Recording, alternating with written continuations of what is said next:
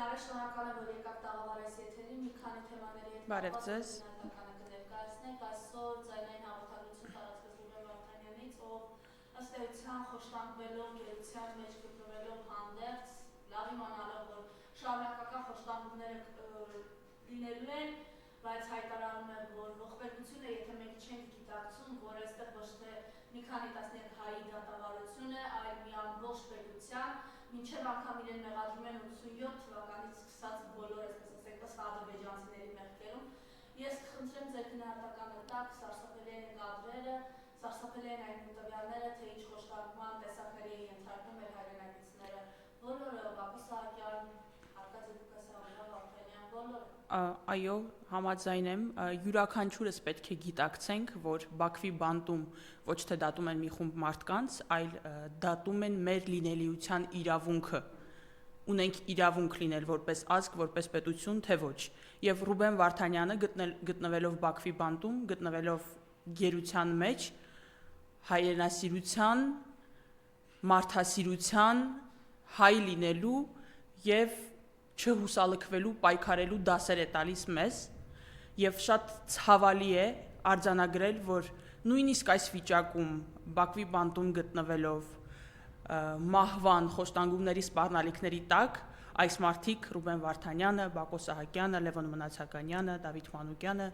բոլորը շարունակում են ավելի էֆեկտիվ պայքարել Արցախի ինքնորոշման իրավունքի եւ Հայաստանի Հանրապետության ինքնիշխանության համար, քան մենք ենք կարողանում։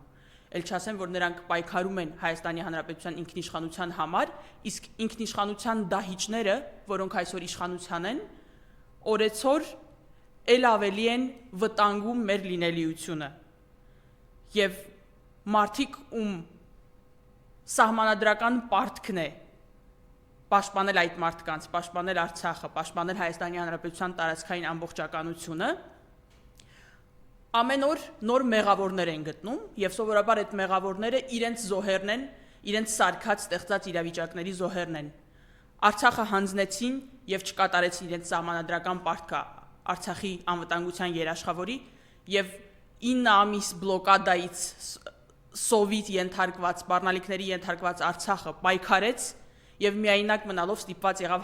հանձնվել։ Եվ այդքանից հետո նրանք բնականաբար ասում են արցախցիներն են մեղավոր, չկռվեցին։ Այն մարդիկ, ովքեր պարտավոր էին համահայկական կռիվ անել Արցախի համար, մեղադրում են Արցախին չկռվելու մեջ։ Մարդիկ, ովքեր պետք է իրենց յուրաքանչյուր քաղաքացու անվտանգությունն ապահովեին, իրենց նույն քաղաքացիներին մեղադրում են գերի ընկնելու մեջ։ Այնինչ մենք բոլորս գիտենք, որ այդ մարդիկ այո զոհողության են գնացել, գերեվարվել են, որպեսզի կարողանան գոնե այդքանից հետո արցախցիներին այնտեղից անվտանգ դուրս գալը ապահովել։ Եվ Ռուբեն Վարդանյանն էլ է դա ասում, որ սա գիտակցված քայլ է եւ ես զոհ չեմ, եւ նույնիսկ դա, Բաքվի բանտում գտնվելով մեզ սովորեցնում է զոհ չլինել, իսկ մեզ ուզում են ստիպել մեր ազատ երկրում զոհ դառնալ, չպաշտպանվել, մեր լինելու, պետություն ունենալու իրավունքն անգամ չպաշտպանել։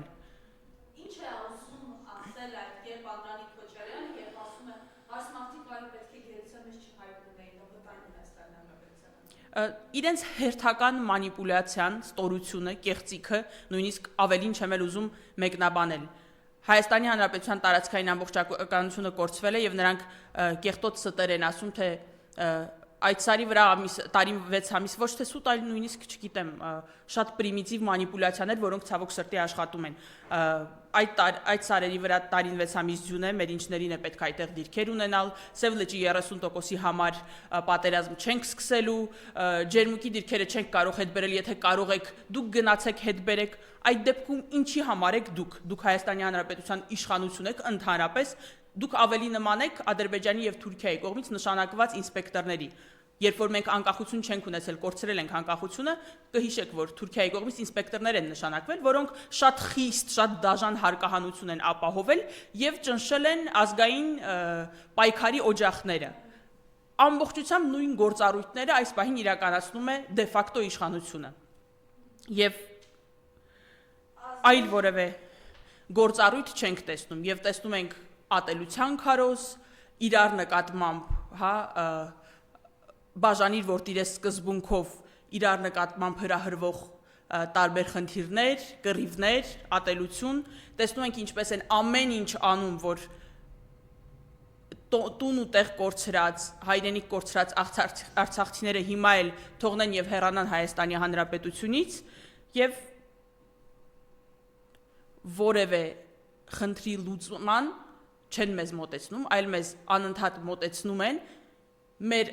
հայրենիքում, մեր հանրապետությունում անկախ պետություն ունենալով ցեղասպանվելու, վերանալու մտքին։ Տեսեք, Ալեն Սիմոնյանը երբ հարցնում է ձեր խաղաղության պայմանագրում, որ առաջարկում եք Բաքվին, գերիների մասով կետ կա, ինքը ասում է ծուրը նստենք դուսը խոսենք, կամ մենք ինչ ենք առաջարկել իրենց, որ գերիների կա։ Իհարկե այդպես կասեն, քանի որ ցանկացած Ադրբեջանի զինված ուժերի զինվոր, չգիտեմ, խմբավորման անդամ, երբ որ հատել է Հայաստանի Հանրապետության սահմանը, նույնիսկ սպանել է Հայաստանի Հանրապետությունում Հայաստանի Հանրապետության քաղաքացուն, նրանք արտահանձնել են։ Առանց 1 օր, 1 ժամ վարանելու, այն դեպքում, երբ որ մենք 5 տարի շարունակ ունենք գերիներ, դեռ մինչև Արցախի ռազմաքաղաքական ղեկավարությունը մենք 2020 թվականից պատերազմից եւ հետո եղած իրադարձություններից ունենք գերիներ։ Բնականաբար, երբ որ ձեր քաղաքացու կյանքը ձեր համար արժեք չունի եւ ձեր համար այդքան կարևոր է օրը առաջ, ժամը առաջ Ադրբեջանին լավություն անելը եւ իր գերիներին, իր քաղաքացիներին հետ վերադարձնելը, դուք չեք կարող գերի ունենալ։ Եվ իրականում ցինիզմի գագաթնակետն է, հա, ասել, որ դե մենք գերիներ չունենք։ Պետք է ուղղակի որևէ բան բանակցելու հիմքում դնել այն, որ բանակցություններ միայն կարող են լինել այն ժամանակ, երբ որ գերիներին վերադարձրած կլինեն։ Արցախի ռազմաքաղաքական ղեկավարությունը, որ այնտեղ պատանդ են, վերադարձրած կլինեն։ Եվ էլ չեմ ասում, որ մինչև այդ, հա, Քարվաճարն են հանձնել առանց մի կրակոցի, Քաշաթաղի մի մասն են հանձնել, Ակնան են հանձնել, եւ այդ ընթացքում մենք շարունակել ենք ունենալ այնտեղ գերիներ։ Եվ տարիների ընթացքում մենք ամեն անգամ, երբ որ պատահաբար գերեվարվել են թշնամու բանակից զինվորներ, շատ պարտաճանաչ վերադարձրել ենք առանց որևէ պայման դնելու։ Այս ամենից կարելի է միայն հետևություն անել, որ Արցախի իրենց գցել։ Այո։ Ունենք գլխավոր շտաբի պետ, որ ասում է թող սովածանան կգնա։ Եվ այդպես էլ կարծես թե 3 տարում չսովածացան, չգնացին, եւ այսքանից ինչ եզրակացություն կարելի անել, որ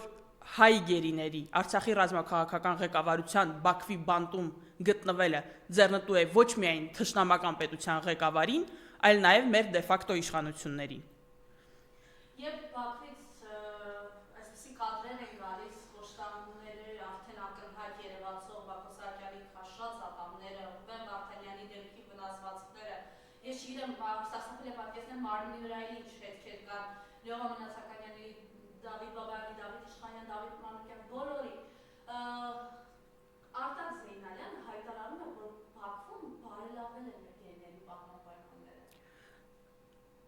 Բառեր չեմ գտնում ճիշտ ասած այդ հայտարարությունը բնութագրելու համար, միայն այսպիսի առաջարկ ունեմ Արտակ Զեյնալյանին, եթե նա առանց որևէ հիմքի, առանց որևէ ապացույցի նման բան է պնդում, այն ժամանակ, երբ մենք նույնիսկ հեռվից տեսնում ենք այդ խոշտանգման հետքերը, թող իր նմանների, իր նման մտածողների հետ հանձնաժողով կազմի, գնա Բաքու եւ այնտեղից մեզ ցույց տա, թե ինչ վիճակում են գտնվում մեր գերիները։ Չէ՞ որ ամեն ինչ բարելավվել է, անվտանգ է եւ թվում է թե նա գնացել եւ տեսել է այդ ամենը։ Թող հանձնաժողով կազմի եւ գնա Բաքու։ Դա ուրիշ ոչինչ չէ, քան այս իշխանությունների գիծը պահելը, քան հասարակությանը ստիպելը, որ մոռանան խոշտանգվող գերիների մասին։ Նիկոլություն։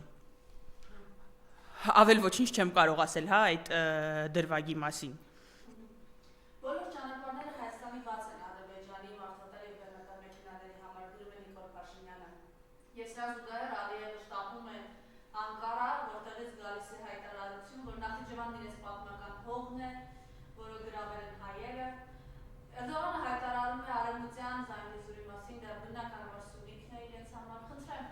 Նաև ասում են, որ Սյունիքն էլ սովետական միությունն է մի կերպ պոկել եւ տվել Հայաստանին, ինչը բնականաբար սուտ է, ճշմարտություն չի կարող լինել։ Թշնամին գործում է այնպես, ինչպես պետք է գործեր, այնպես ինչպես մենք վաղուց տեսել ենք իր գործելավոճը եւ հասկանում ենք, որ նա հենց այդպես էլ պետք է գործեր։ Դա ցավալի չէ, դա բնական է։ ցավալի է, որ Հայաստանի Հանրապետության դե ֆակտո իշխանություններն են գործում այնպես, ինչպես կգործեին, եթե նշանակված լինեին թշնամու կողմից։ Եվ մեր խնդիրը այն չէ, թե ինչ է ասում Ալիևը, մենք գիտենք, թե ինչ է պատրաստվում անել Ալիևը եւ նա էլ չի թաքցնում դա։ Մեր խնդիրն այն է, որ մենք հիմա ունենք դե ֆակտո իշխանություն, որը մեզ ամեն կերպ փորձում է հարմարեցնել հաջորդ զիջումներին, որովհետեւ նրանք չունեն ոչ բարոյականության, ոչ ազգային շահի որևէ կարմիր գիծ, նրանց համար միակ կարևոր բանը, միակ նախապայմանը, որը նրանք բանակցում են եւ թշնամու, եւ դաշնակիցների, եւ ցանկացած երրորդ երկրի հետ, դա իրենց իշխանություն ունենալն է։ Ինչքան զոհերի գնով կարևոր չէ նրանց, ինչքան տարածքի վրա կարևոր չէ նրանց համար։ Եվ այս ամենով հանդերձ մենք պետք է հասկանանք, որ համախմբվելը, միասնական ճակատով պայքարելը երկընտրանք, այլընտրանք չունի։ Շատ ցավալի է տեսնել, թե ինչ է կատարվում ընդդիմադիր դաշտում։ 5 տարիների ընթացքում եւ մարդկային, եւ տարածքային հայրենիքի մեծ կորուստներ ունեցանք։ Ինքնիշխանության կորուստ ունեցանք, այո։ Եվ 5 տարի շարունակ, այո, եւ 5 տարի շարունակ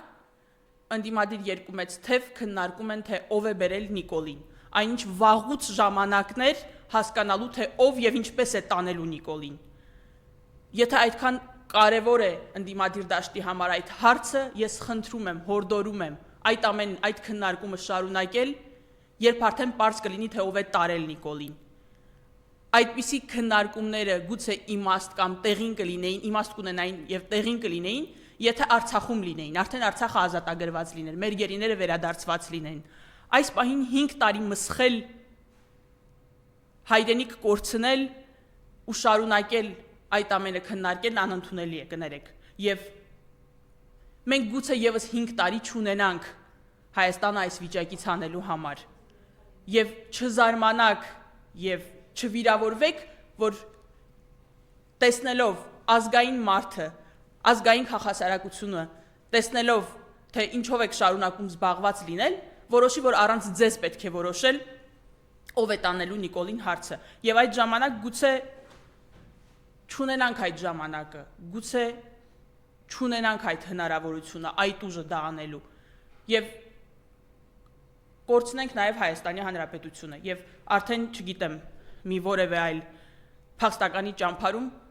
գուցե շարունակենք այս հարցի քննարկումը։ Դրա համար կարևոր է կենտրոնանալ, իրոք միահամուռ ուժերով հանդես գալ, մոռանալ տարաձայնությունները, որը պետք է այս ամենից հետո այնքան փոքր լինեին, այնքան փոքր լիներ դրանց նշանակությունը, եւ հասկանալ, որ կամ մենք հեռացնում ենք Նիկոլին, կամ Նիկոլը աշխարհի քարտեզից վերացնում է Հայաստանի Հանրապետությունը։ Բայց այստեղ երբ հրասում եք փախստականի կարգավիճակ, արցախցիները գոնե Հայաստան կարող են ճանապարհ ունեն Հայաստան գալու, չգիտեմ։ Այո, դա լավագույն դեպքը կլինի Հայաստանի Հանրապետության կործանումից հետո, եթե մենք մեզ ով է սպասում, մեր բնական դաշնակիցների հետ փչացած հարաբերություններ, Եվրոպային գնում, ոնց ենք գնում, մեզ ով է սպասում Եվրոպան տեսնում եք Զելենսկիը ինչ անում, որ ոտքով գլխով իրենցն է։ Ամբողջ ազգային դաշտի համար պետք է լինի թիվ 1 խնդիր Հայաստանի Հանրապետության ինքնիշխանության պաշտպանությունը այս ռեժիմից եւ թշնամուց։ Մենք անպայման պետք է ունենանք դաշնակիցներ, մենք անպայման պետք է գտնենք մեր բնական դաշնակիցներին, ովքեր հետաքրքրված են Հայաստանի Հանրապետության լինելով։ Բայց այս ռեժիմին, այս ազգակործաններին հեռացնելու գործում 4 կողմ նայել պետք չէ։ Ուժը ժողովրդի մեջ է, այս պատերազմներով անցած, շատ դեպքերում հուսալքված, հուսահատված, կորուստներ տված ժողովրդին պետք է դիմել եւ խնդրել եւս մեկ անգամ ուժ գտնել, պայքարել, հեռացնել այս ազգակործան իշխանությանը, որը ամեն կերպ փորձելու է վերացնել մեր պետությունը։ Նարե, ես խնդրեմ մի փոքր ներկայացնել նաև արցախցիները այս փորում ինչ խնդիրների են բախվում, ես չգիտեմ, ըստ էության, որ նրանց ոնց ստիպում են, որ անձնակները փոխեն, ծննդավայրը Ադրբեջան է նշվում, ես խնդրեմ այս մասով նաև ձեր գնահատականը։ Արցախցիների խնդիրները բնականաբար միտումնաբար ոչ թե պակասեցվում է, այլ ավելացվում։ Գիտեք, որ կան մի շարք սոցիալական խնդիրներ, իմիտացիա են ստեղծում, թե որևէ հարց են լուծում, իրենց կողմից Արցախի ներկայացուցիչ են նշանակում, որը պարզաբանում է այդ հարցերի լուծման մասին, սակայն որևէ հարց չի լուծվում, ժողովուրդը խաբվում է եւս մեկ անգամ, հույս է տրվում, որ որևէ ծրագիր կշարունակվի, դեռ գոնե սոցիալական որևէ աջակցություն կլինի եւ կկարողանան, իրենց գոյությունը Մայր Հայաստանում շարունակել, սակայն ինչ ենք տեսնում, սոցիալական ծրագրերը կրճատվում են, վերանում են, բնակարանային ծրագիրը անարդյունավետ է, ոչ մի կերպ չի գործում, արցախցիներին, ովքեր բոլորը Հայաստանի Հանրապետության քաղաքացի են, ապօրինի ձևով զրկել են քաղաքացիությունից, ինչը սահմանադրության աննախադեպ եւ կոպտագույն խախտում է, Հայաստանի Հանրապետության սահմանադրությունը չի նախատեսում քաղաքացիությունից զրկում, իսկ իրենք ուղղակի մի ապօրինի որոշումով 100,000-ավոր արցախցիների զրկել են քաղաքացիությունից եւ դրան գումարած նոր խնդիրներ անձնագրերի հետ կապված, աշխատանքի տեղավորման հետ կապված, նորից, այսպես ասած, ապօրինի քաղաքացիությունից զրկելուց հետո, երբ մարդիկ փորձում են դիմել քաղաքացիություն ստանալու համար, հազարավոր խնդիրներ են ի հայտ գալիս։ 60-70 տարեկան մարդուց կարող են պահանջել ծննդյան վկայական, հետո ասել, չէ, ծննդյան վկայականում ինչ-որ տառ չի համապատասխանում, գնա փորձիր այլ ծննդյան վկայական ձեռք բերել եւ այլն, այսինքն ամեն կերպ դժվարեցված է ոչ միայն զրկել են քաղաքացիությունից, այլև ամեն կերպ դժվարացնում են նորից քաղաքացիություն ստանալը, որևէ կերպ տեղավորվելը, նվազագույն կենսապայմաններ ապահովելը եւ այո, վերջերս էլ տեսանք, որ անձնագրերում, շատ-շատերի անձնագրերում, ովքեր դիմում են քաղաքացիության եւ վերցնում են, Արցախի փոխարեն, Ստեփանակերտի փոխարեն, Մարտունիի փոխարեն, քաղաքների փոխարեն նշված է Ադրբեջան, ինչը ամբողջությամբ տեղավորվում է այս իշխանությունների հակահայ, հակաարցախյան քաղաքականության մեջ։ Մեկ այլ խնդիր է բնակարանային խնդիրները, այդ ծրագրերով այդ սոցիալական նվազագույն նպաստները, որը հիմնականում ոչ թե բեռ Հայաստանի Հանրապետության բյուջեի վրա, այլ դրսից ֆինանսավորման բեր գալիս որպես փախստականներին օգնություն, գնալով կրճատում են, բնակարանային այնպիսի ծրագիր չեն առաջարկում, որ մարդիկ կարողանան օգտվել, եւ գումարած դրան վերջերս ի հայտ եկավ նոր խնդիր, որ բանկերից զանգում են զոհված զինծառայողների ընտանիքներին ու ասում են ձեր վարկի մի մասը Արցախի Հանրապետությունն էր վճարում, հիմա չկա, չի վճարում եւ գուցե կամ դուք պետք է վճարեք կամ բնակարանը կկորցնեք եւ այսպիսի հազարավոր հարցեր, որոնք եթե չես կարողանում բարձրաձայնել, չես կարողանում հանրային դժգոհություն աղմուկ ստանալ, առանց լուծման են մնում, այսինքն միտումնաբար չեն լուծվում եւ շատ քիչ դեպքերում հանրային աղմուկի շնորհիվ, մեր ընդդիմադիր падգամավորների, գործիչների շնորհիվ հնարավոր է լինում ինչ-որ փոքր հարցեր լուծել եւ այս ամենի արդյունքում բնականաբար արցախցիների մի մասն էլ ստիպված եւս մեկ անգամ լքում է հայրենիքը, այս անգամ արդեն Հայաստանի Հանրապետությունը եւ հեռանում է։ Այն ամենը ինչ անում են, բնական է դառնում եւ հասկանալի է դառնում, եթե նրանց դիտարկում ենք ոչ թե Հայաստանի Հանրապետության իշխանություն, այլ որպես թշնամի, այլ որպես մարդկանց, ովքեր նշանակվել են թշնամու կողմից եւ առաջ են տանում թշնամու շահը։ Երեք իրեն անդադար հիշեցնում էին նվել, որ դու էի պատրաստ գերության հանձնել, դու էի պատրաստ։ Ալեն Սիմոնյանը ասում էր, եթե Հայաստանի շահից կբխի, ինքնաթիռը կարող են պայթեցնել։ Ճիշտ ասած, Ալեն Սիմոնյանի չլինելը միշտ էլ կբխի Հայաստանի Հանրապետության շահից։ Սա հերթական պոպուլիստական ստոր հայտարարությունն է, իրենց ազատության մեջ գտնվելով, կյանքը վայելելով, բյուջեն մսխելով, այդ ամենի հետ մեկտեղ իրենք փորձում են ասել այդ մենք ենք հերոսը, որ ձեզ այս օրին ենք հասցրել, իսկ Բաքվի բանտում իրոք հերոսաբար պայքարող մեր հայրենակիցներին եկեք մոռանանք։ Նրանք են մեղավոր, որ այնտեղ են եւ պայքարում են հայրենիքի համար։ Արցախցիներն են մեղավոր, որ պայքարեցին, միայնակ մնացին եւ հանձնվեցին։ Տեր չեն կանգնում Հայաստանի Հանրապետության քաղաքացիներին, տեր չեն կանգնում Հայաստանի Հանրապետության տարածքային ամբողջականությանը եւ ինչ է նշանակում, եթե ուզում եք դուք գնացեք ջերմուկի գրաված դիրքերը ազատագրեք, ինչի համար եք դուք մեզ պետք, այո, ուզում ենք, հեռացեք, որ կարողանանք կազմակերպել այդ ազատագրումը։ Շնորհակալ եմ։ Ձեզ շնորհակալություն։